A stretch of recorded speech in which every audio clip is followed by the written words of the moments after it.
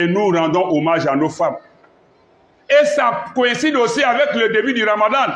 C'est pendant le Ramadan, nous on doit rendre hommage à nos femmes, à nos mères.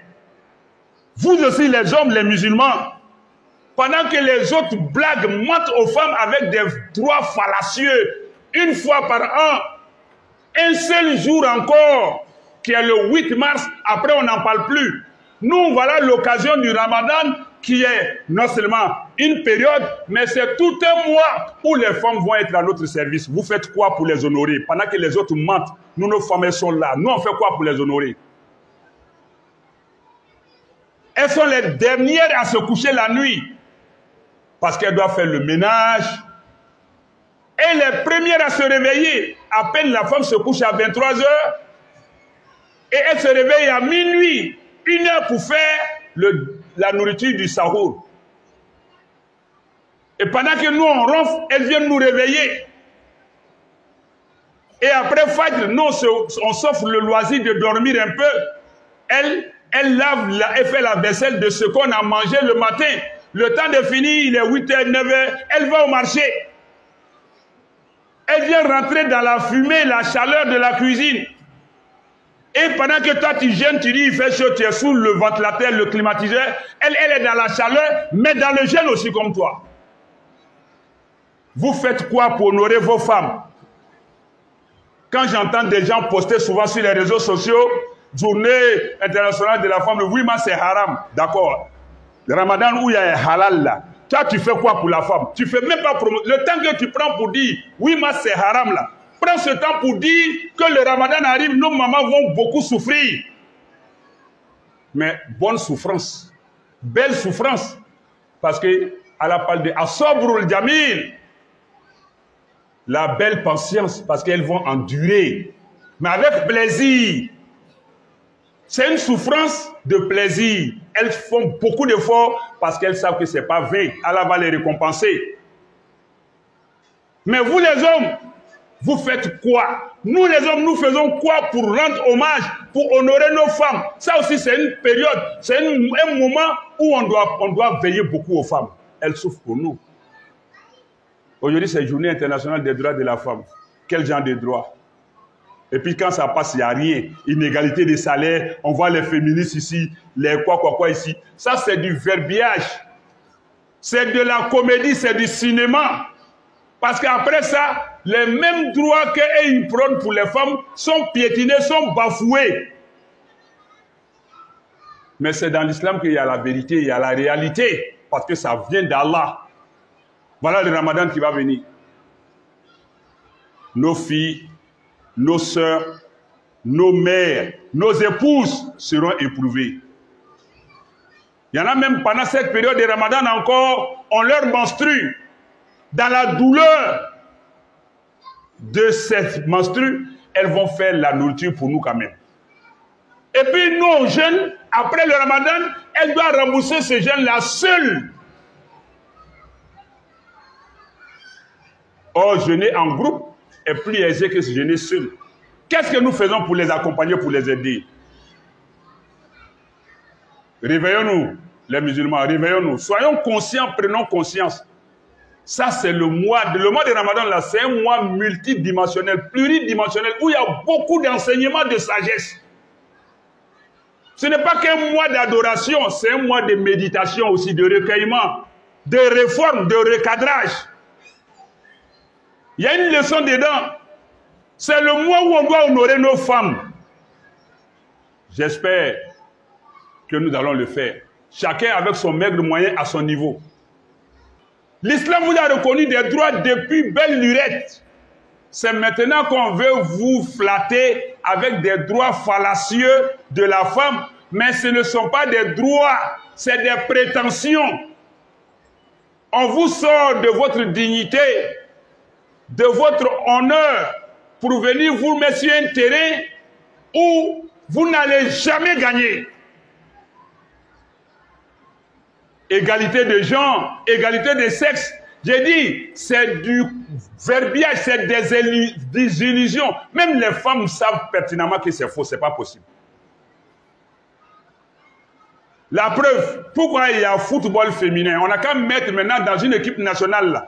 On n'a qu'à faire sélection des joueurs là. Femmes comme garçons, on prend tout. Si elle est bien dans le foot, on n'a qu'à la mettre dans l'équipe des hommes. Pourquoi? Il y a championnat féminin, championnat masculin.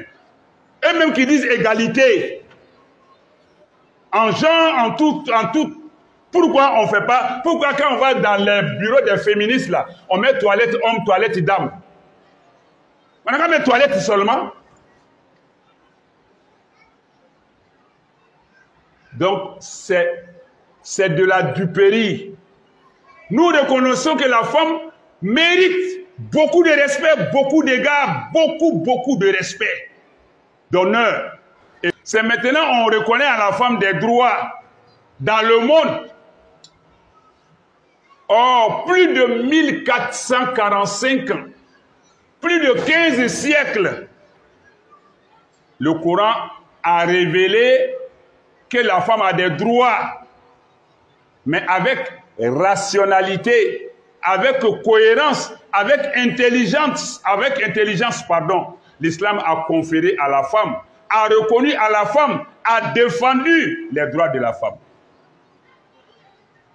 Si tu rentres dans le Coran, chapitre 2, Surat al-Baqarah, verset 228, Allah dit, Walahunna, parlant des femmes, il dit Walahunna, mislu ladhi alayhinna bil ma'ruf, walirrijal alayhinna daraja.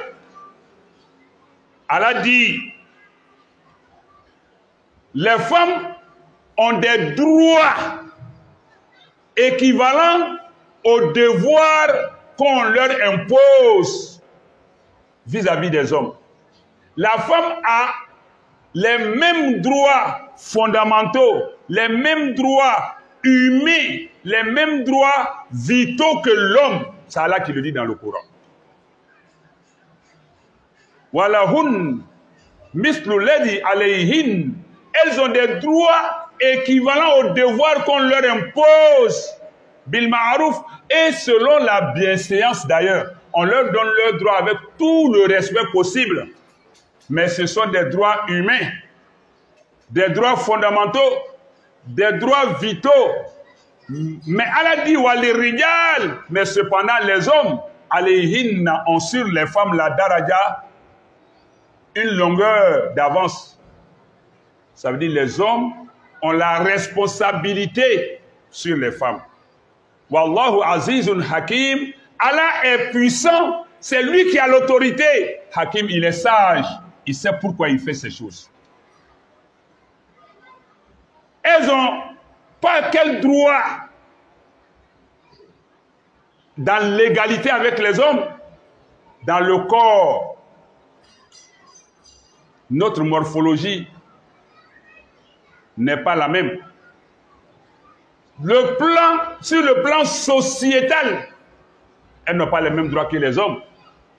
Mais c'est ce que, à travers cette commémoration de la Journée internationale des droits de la femme, on veut nous faire croire que la femme est l'égale de l'homme, alors qu'Allah nous dit dans le Coran, chapitre 3, Surat Al-Imran, verset 36, il dit Walaysa dhakar kal unsa. L'homme n'est pas pareil avec la femme.